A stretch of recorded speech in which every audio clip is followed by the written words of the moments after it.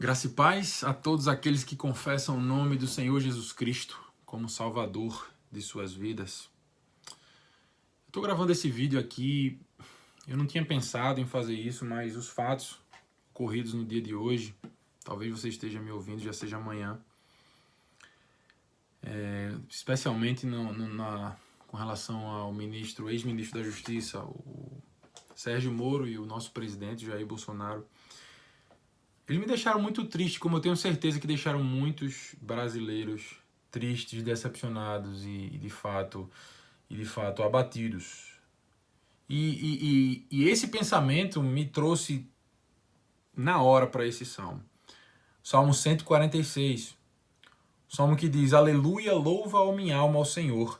Louvarei ao Senhor durante a minha vida. Darei louvores ao meu Deus enquanto eu viver. Esses são os versos 1 e 2 desse salmo. Eu vou juntar esses versos com o verso de número 10. O Senhor reina para sempre. O teu Deus, ó Sião, reina de geração em geração. Aleluia. Por que eu estou juntando esses versos? Porque esse salmo ele é uma poesia. E quando um escritor ele está escrevendo uma poesia, ele tem uma liberdade maior do que um escritor que está escrevendo uma narrativa, uma história. Ele não tem o compromisso de narrar os fatos em sequência, mas ele pode utilizar a linguagem de uma maneira artística e para fortalecer, e para transmitir uma ideia de uma maneira muito mais profunda do que uma simples narrativa teria. Então o que esse salmo quer falar, especialmente nesse primeiro aspecto, nos versos 1 e 2 e no verso 10, é que a vida do crente ela é marcada por louvor ao Senhor. Essa palavra aleluia significa exatamente isso, louvai ao Senhor. Eu louvarei ao Senhor durante toda a minha vida, cantarei louvores ao meu Deus. E esse louvor consistirá na certeza de que, o verso 10, o Senhor reina para sempre. O teu Deus, ó Sião, reina de geração em geração. Aleluia. Esse salmo começa e termina com a palavra aleluia, que significa louvai ao Senhor. E é assim que a vida do crente ela é marcada. Uma vida de louvor ao Senhor, do começo ao fim. Não existe nada melhor para se fazer do que louvar a Deus nos momentos de confusão, de decepção, de sofrimento. Se você assistir um vídeo que tem aqui embaixo chamado A Linguagem do Lamento, você vai perceber que lá no Salmo 13, Davi, ele começa o Salmo lamentando profundamente.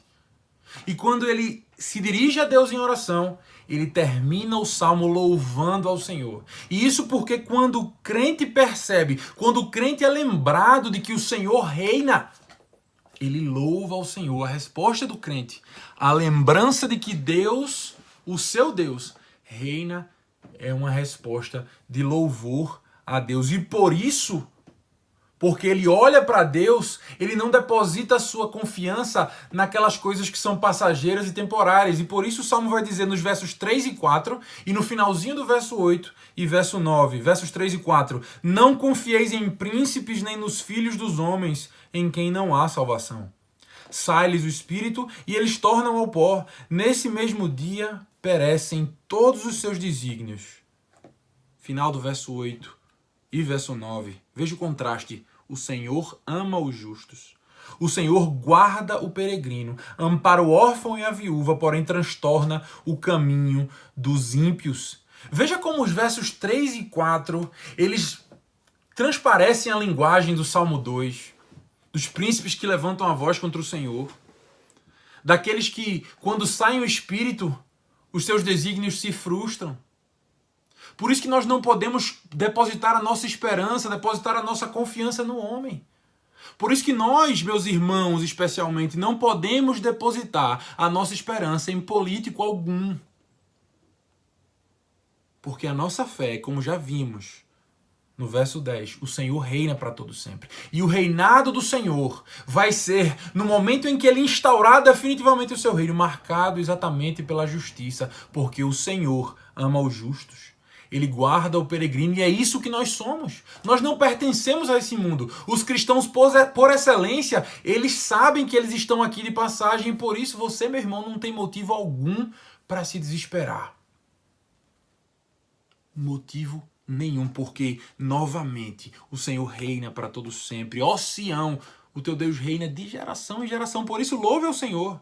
E esse teu Deus que reina, ele ampara o órfão e a viúva. Ele guarda o peregrino, como eu já disse. Ele toma conta de nós. Veja, nós nos preocupamos muitas vezes com aquilo que é passageiro, com essa vida, com os confortos que esse mundo pode nos trazer. Mas mesmo em nós, os crentes, essas coisas são passageiras. Nós também somos pó, e ao pó retornaremos. Mas a grande diferença é que o nosso espírito voltará a Deus, que o deu. E um dia os nossos corpos haverão de ressuscitar, quando a redenção que foi iniciada com a ressurreição, na morte e a ressurreição de Cristo, na cruz do Calvário, vai ser completa em nós. E é exatamente isso que a porção central desse salmo destaca: redenção. É ali que está a nossa esperança, não nos políticos, não nos líderes. Por mais que a gente dependa deles para ter uma vida mansa e tranquila nessa terra, muitas vezes não é a vontade de Deus que nós tenhamos uma vida mansa e tranquila agora.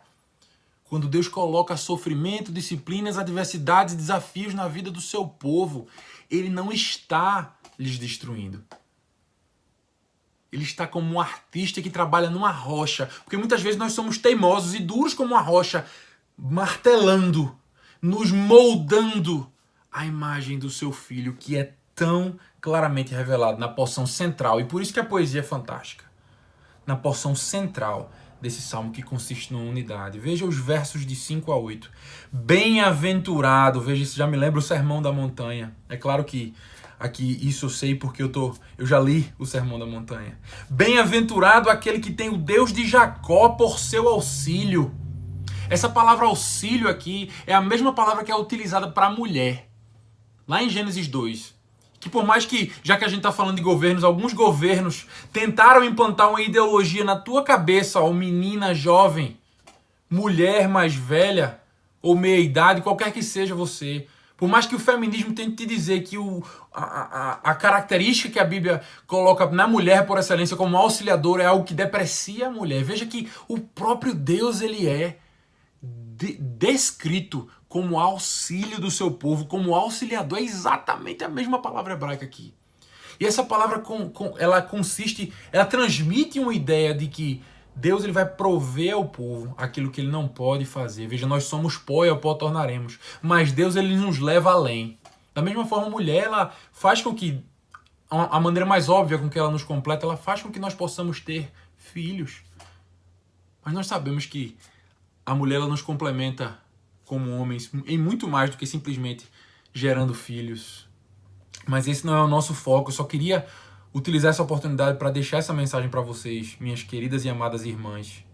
Bem-aventurado aquele que tem o Deus de Jacó por seu auxílio, cuja esperança está no Senhor, seu Deus. O Deus que fez os céus e a terra, o mar e tudo que neles há, e mantém para sempre a sua fidelidade. Veja, as promessas de Deus, como dizia o puritano Matthew Henry, são como letras de câmbio que nos dá certeza de que haveremos de redimir os nossos tesouros ajuntados nos céus. E essa passagem aqui dos versos 7 e 8, que deixa tão claro que está se tratando de redenção. Veja, que faz justiça aos oprimidos e dá pão aos que têm fome. O Senhor liberta os encarcerados. O Senhor abre os olhos aos cegos. O Senhor levanta os abatidos. Onde é que você já ouviu isso? Isaías 66, versos 1 e 2, que é citado e lido pelo próprio Senhor Jesus Cristo. E a gente vai ver isso lá na passagem de Lucas, capítulo 4, versículos de 16 a 21. Eu vou ler aqui rapidamente. Indo para Nazaré, onde fora criado, Jesus, entrou num sábado na sinagoga, segundo o seu costume, e levantou-se para ler. Então lhe deram o livro do profeta Isaías, e abrindo o livro, achou o lugar onde estava escrito: O Espírito do Senhor está sobre mim, pelo que me ungiu para evangelizar os pobres. Enviou-me para proclamar libertação aos cativos e restauração da vista aos cegos, para pôr em liberdade os oprimidos e apregoar o ano aceitável do Senhor. Tendo fechado o livro, devolveu ao assistente e sentou-se. E todos da sinagoga tinham os olhos fitos nele. Então passou Jesus a dizer-lhes: Hoje se cumpriu essa escritura que acabais de ouvir. Ora, nós não sabemos, nós não ouvimos de Cristo libertando nenhum cativo de uma prisão física. Então, claramente, essa profecia aqui ela tem um caráter espiritual. Assim como a libertação do povo de Israel do cativeiro, tanto babilônico quanto da escravidão no Egito, aponta para a nossa libertação do grande inimigo que é o pecado. Pecado esse que faz com que a gente coloque a esperança em coisas passageiras. Cristo veio para nos libertar de nós mesmos. Cristo veio para nos libertar de todos os nossos ídolos. Por isso, meu irmão e minha irmã, abandone a esperança em políticos e saiba que a esperança para o mundo está em Jesus Cristo.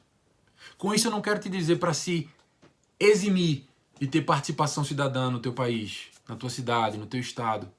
Mas eu quero te dizer que a tua esperança deve estar fincada na redenção operada pelo Senhor Jesus Cristo.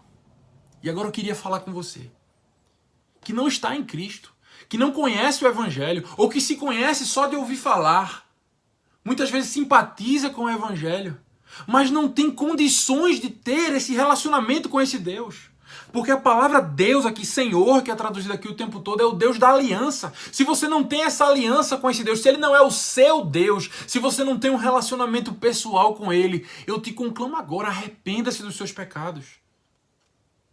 Você sabe que existe um Deus e você sabe que você não é perfeito. Há uma luz dentro de você, colocada por esse mesmo Deus que te diz: você é pecador.